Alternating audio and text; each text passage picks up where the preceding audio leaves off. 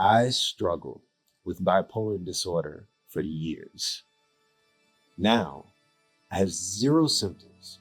I take zero medication, and I'm not the exception. The same metabolic approach that got me here has now been studied in thousands of patients with serious mental illness, including schizophrenia, depression, ADHD, and more. In this video, I'll tell you exactly how I did it, what the metabolic approach actually is, and the science behind why it works. For most of my life, starting in early high school, I had severe bipolar symptoms. The depression lasted weeks to months.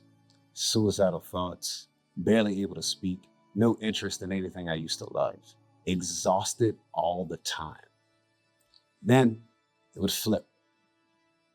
2 or 3 weeks of intense energy, taking on way more than I could handle, doing dangerous things I'm lucky to have survived, sleeping very little. And even between episodes, when I was supposedly normal, I couldn't concentrate. I had anxiety, migraines, and severe stomach pain that the doctors couldn't explain. At 30, I finally saw a psychiatrist. He prescribed lamotrigine and I started therapy and EMDR. A few months in, the episodes got less frequent, less intense, and for the first time in forever, I actually wanted to live. It all worked, until it didn't. Every year or so, bipolar would come roaring back. The prescription would increase, the benefits would return, until I hit the maximum dose. Then at 37, I found out that I was pre-diabetic. I went on the ketogenic diet. A couple of months later, I was in the best mental health of my life. I didn't know it was possible to feel this good. Energized all day. I could read entire chapters of textbooks and take notes from memory for the first time ever. No IBS, no migraines, and I haven't had a single bipolar symptom since. At the time, I was training to become a counselor, so I had to figure out why this worked, and I had to share it with my clients. So I started digging. I found a book called Brain Energy by Dr. Chris Palmer, a Harvard psychiatrist who'd been thinking about mental illness as a metabolic problem for years. I found case studies, pilot trials, and a growing community of clinicians and researchers connecting the same dots I was. And the more I read, the clearer it got. I wasn't an outlier. So, what is a metabolic approach to mental health? Here's the simple version. Your brain is the most energy-hungry organ in your body. It's about 2% body weight, but it burns about 20% of your energy. Every thought, every emotion, every mood runs on energy produced inside your brain cells. In a lot of mental illness, that energy system isn't working right. The brain cells are starving, not because there's not enough food, but because they can't use the fuel properly. A metabolic approach fixes the fuel system. The most studied way to do that is the ketogenic diet. Very low carbohydrate, moderate protein, high in healthy fats. When you eat that way, your body switches from running on sugar to running on fat. Your liver produces molecules called ketones, and ketones are cleaner, more efficient fuel for the brain. When the brain finally has energy it needs, the symptoms we call mental illness start to lift. That's the simple version. Now let me go a layer deeper, because if you understand what's actually happening in the brain, you'll understand why this works for so many different diagnoses. Inside every brain cell are tiny structures called mitochondria. You know, the powerhouse of the cell. They take fuel and turn it into energy your neurons need to fire, communicate, and regulate themselves. Here's what the research is showing. In bipolar disorder, in ADHD, in schizophrenia, in major depression, in PTSD and anxiety disorders and Alzheimer's, we're seeing many of the same underlying problems. mitochondrial dysfunction, glucose hypometabolism, which means the brain literally can't burn sugar properly, chronic inflammation, oxidative stress, and an imbalance between the brain's main excitatory and inhibitory neurotransmitters, glutamate and GABA. In the simplest terms, glutamate turns processes on and GABA turns them off. This imbalance is part of why the brain gets stuck in states of mania, anxiety, hyperarousal, or psychosis. A ketogenic diet hits all of these problems at the same time. Here's the chain reaction. When you switch to ketones as fuel, your mitochondria run cleaner and more efficiently. They produce less of the metabolic waste we call oxidative stress, and they actually help clear out what's already there. This allows healthy mitochondria to more easily travel inside the neuron to the synapse, the tiny gaps where one brain cell talks to another.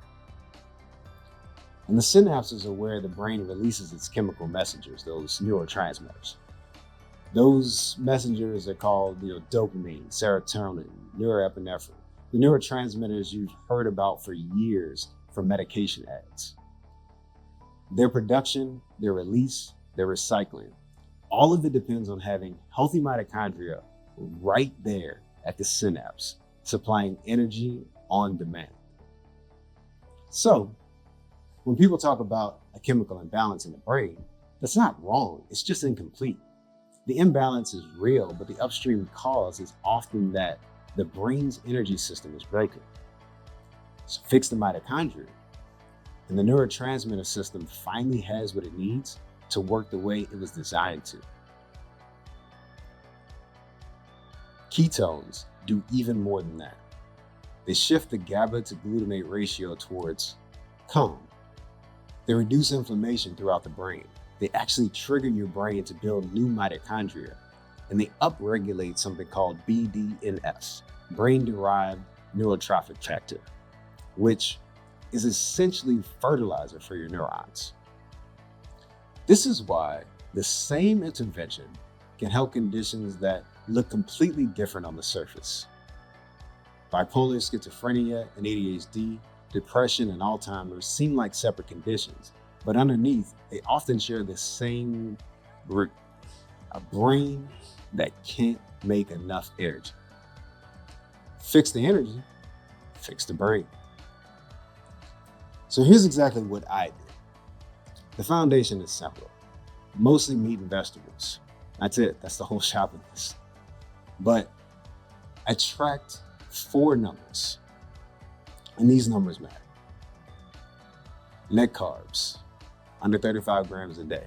That's a threshold that kept me in deep, consistent ketosis. For some people it's higher, for some it's lower. I started low and didn't fight it. Fiber, above 30 grams a day. This is what most people miss when they go keto. They cut carbs and they cut fiber, and then they wonder why they feel terrible. Fiber feeds your gut microbiome, and your gut microbiome talks to your brain. You can't shortcut this one. That's why the vegetables matter.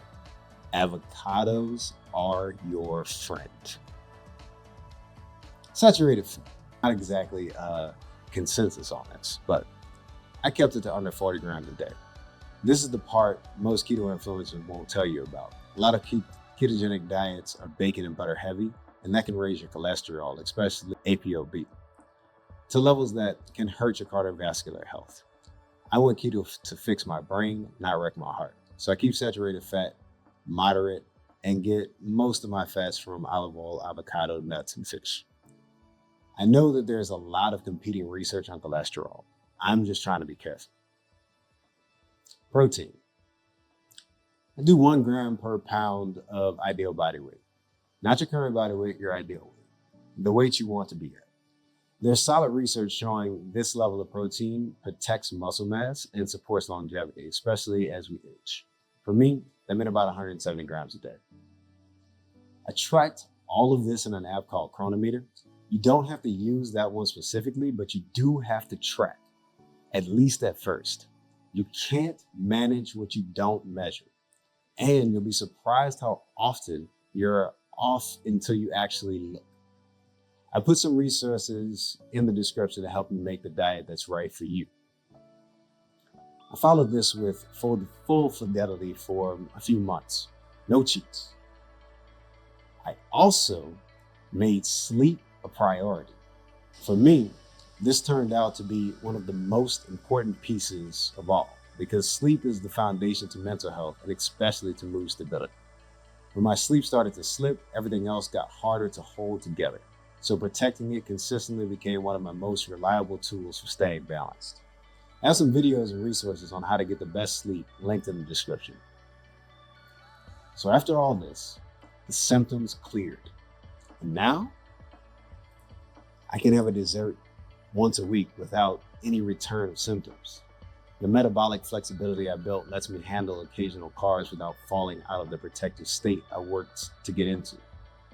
The diet became a tool, not a prison. Look, I'm not gonna pretend this is easy. Changing how you eat is hard. Changing how you eat while you're already struggling with mental health is even harder. There are going to be days in the first few weeks where you feel worse before you feel better. That's the metabolic transition, and it's real.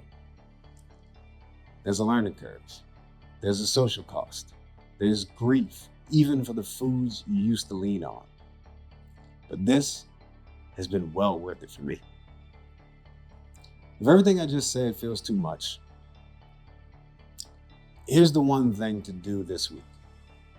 Cut the ultra-processed carbs, the chips, the cereals, the bread, the soda, the snack foods designed by food scientists to be impossible to stop eating. Just those.